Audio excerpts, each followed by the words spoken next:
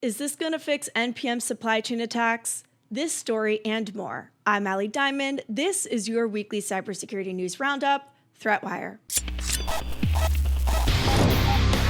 Microsoft is still dealing with the fallout of having to take down 73 different packages as a result of the Miasma worm. To recap what happened, the Miasma worm was detected in Microsoft's official packages hosted on GitHub. Its presence was detected and the packages were flagged as malicious by GitHub's automated systems. The source code for the Miasma worm showed up at GitHub on June 8th, and its contents was captured by researchers. The team at SafeDep was quick to publish an analysis of it, as the open source public repos named Miasma Open Source Release were quickly then taken down. The accounts to publish the repos were deemed to be compromised developer accounts intentionally released by the attackers. The worm operated with GitHub as its C2 server, as the GitHub commit search was acting as the C2 server.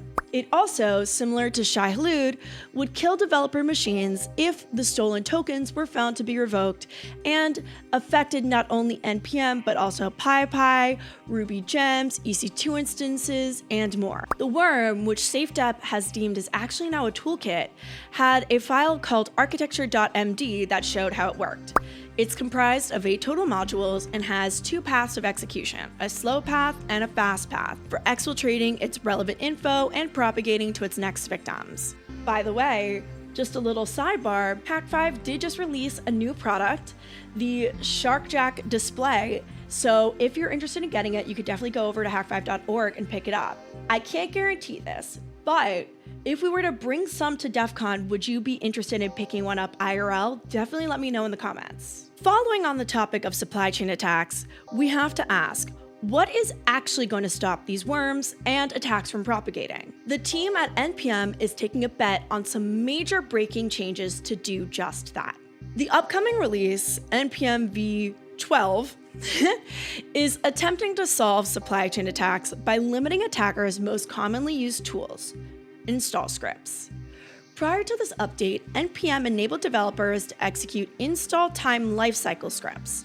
The hooks, pre-install, install, and post-install, would basically arbitrarily run code from any dependency of a project. Those lifecycle scripts are not ending in totality, as they just said. Now developers must explicitly approve or deny scripts for dependencies and are being equipped with NPM tooling to review pending install scripts. Basically, NPM was allowing developers to run installs with sudo permissions, allow all permissions, and finally decided to start considering a chmod of package owners' permissions. But how does this actually potentially stop NPM supply chain attacks? Researchers at Akido Security expanded on the decision. Basically, every credential stealer and worm to come to the NPM ecosystem over the past year abused the lifecycle install scripts. A developer simply needed to install a dependency, not even run it, to be affected. The pattern for these generally involves an attacker first taking over a trusted package, usually by phishing a maintainer's NPM account or stealing a published token. Then the attackers publish a new version with a post-install script added to its package.json, often leaving this real source untouched, so nothing looks obviously off. In these attacks, you don't even have to use the bad package or even import it to become a victim. You just have to be unfortunate enough to run npm install while the package is infected. NX Singularity, Shai-Hulud, and Mini Shai-Hulud are worms that use the install lifecycle hooks to infect their victims. The vulnerability of using install lifecycle hooks isn't new to the security practitioners though. I found a great article from the writer by the name of Vladimir T on Medium from 2019, yes, pre-AI, outlining 12 weird things that can happen by installing NPM packages, including calling out the abuse of lifecycle install hooks. The existence of these hooks as a path for abuse was discussed over the years, but the explosion of supply chain attacks over the past year must have finally set the core maintainers in action to make big changes like this. BSides news. Canadian legislators have introduced the Safe Social Media Act, or Bill C-34.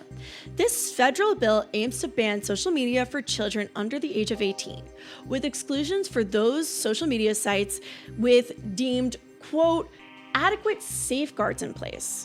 Microsoft hacker Nightmare Eclipse announced a new potential attack vector that takes advantage of Windows Defender offline scan, as well as the fact that their original plans to drop some major heat on July 14th has been thwarted.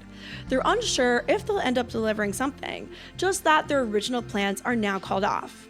Meta has pointed fingers again. In an update to their fight against the NSO group and their barrage against WhatsApp, Meta released a blog post announcing that the NSO group has violated the law again and is still targeting WhatsApp users. The Arch Linux user repository was hit with a supply chain attack under the campaign called Atomic Hash. Over 20 packages hosted on the AUR has been compromised at time of finding, as announced by the team at Sonatype. California lawmakers have softened their legislation around collecting operating system user ages, carving out an exemption for Linux users. Anthropic finally released Mythos to the public, but with extreme guardrails. It was released under a model named Fable. The difference between Mythos and Fable, though, as explained by Anthropic, is that it would revert to Opus 4.8 if a user asked Fable sensitive questions about cybersecurity, biology, or chemistry. Cybersecurity researchers were quick to get frustrated with Fable because even the most general cybersecurity questions would result in having Opus 4.8 answer instead of the new Fable model. We cannot forget that at the release of Mythos, Anthropic made a huge point about how dangerous the model could be to the public due to its powers and capabilities. So no one should be surprised that after releasing the model to the public, it would get regulated. And low-key, in that regulation, Claude called their own bluff. After making a big hype over what could go wrong with releasing Mythos to the public, and now, under the guardrails of Fable, the US government has stepped in and demanded that the team at Anthropic ban foreign nationals from getting access to Fable, and Mythos in general. In the response to the export control directive from the government, Anthropic released an official statement. In that statement, they say the following: "We have reviewed the report that we believe is the basis of the government's directive and validated that the level of capability displayed there is widely available from other models, including OpenAI's GPT 5.5, and is used every day by the defenders who keep the system safe." They also announced that they have disabled all Fable and Mythos access to all customers.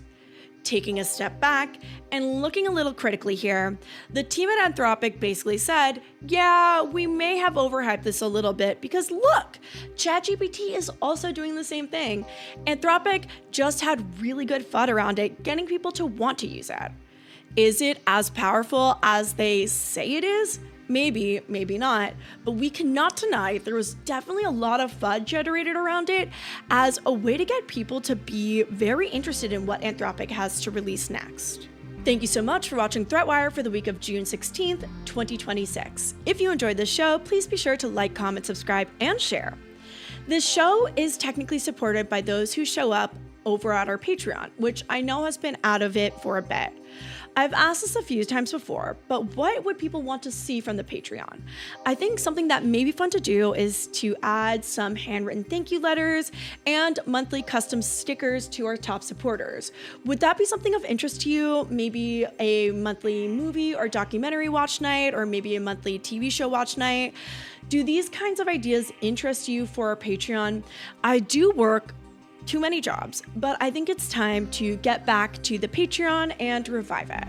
So let me know in the comments. I really would love to hear from you. By the way, I'm still over on my personal Instagram posting content on an almost daily basis.